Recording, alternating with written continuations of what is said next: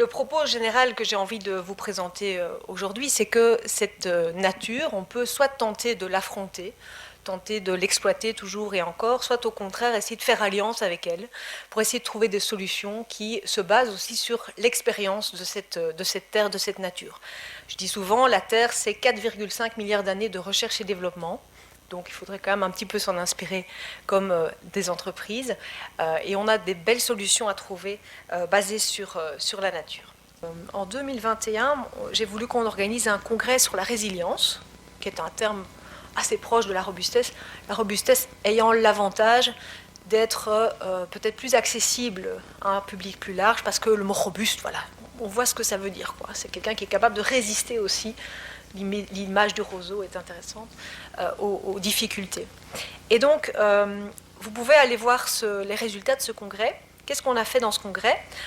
On a demandé à tous les scientifiques de la région wallonne, de tous les services de l'administration, avec des scientifiques académiques, avec des personnes de la société civile, de faire d'abord un diagnostic des vulnérabilités de notre région et on appelle ça des capacités, c'est moche, mais ça veut dire en gros nos forces pour faire face à nos difficultés, face aux risques environnementaux et climatiques.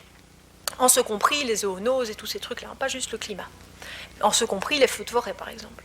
Et donc, vous pouvez aller voir ça sur Internet. On a tous les actes de ce congrès qui s'est étalé sur plusieurs mois, en fait, durant ce travail. Et ça permet vraiment de se dire, OK, si on regarde la réalité en face, aujourd'hui, quelles sont les forces et les faiblesses de notre région par rapport à ces risques et sur quoi est-ce qu'on doit travailler pour améliorer les choses. Et sur base de ce travail-là, on a rédigé une stratégie de développement durable, troisième du nom, mais vraiment axée sur ces enjeux de résilience, où on n'a pas refait un énième plan avec, de nouveau, on parle des déchets, on parle de l'alimentation, on parle de ceci.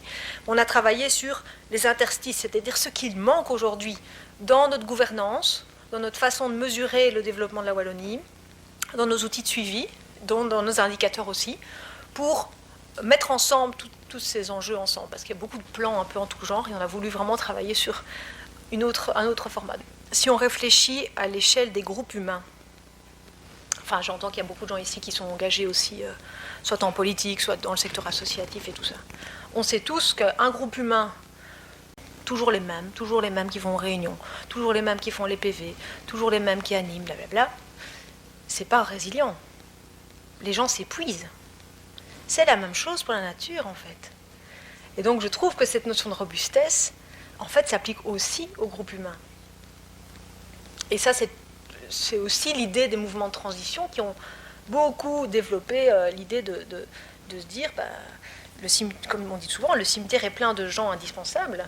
Donc, essayons de répartir l'engagement, l'effort sur tout le monde, et ce sera beaucoup plus robuste.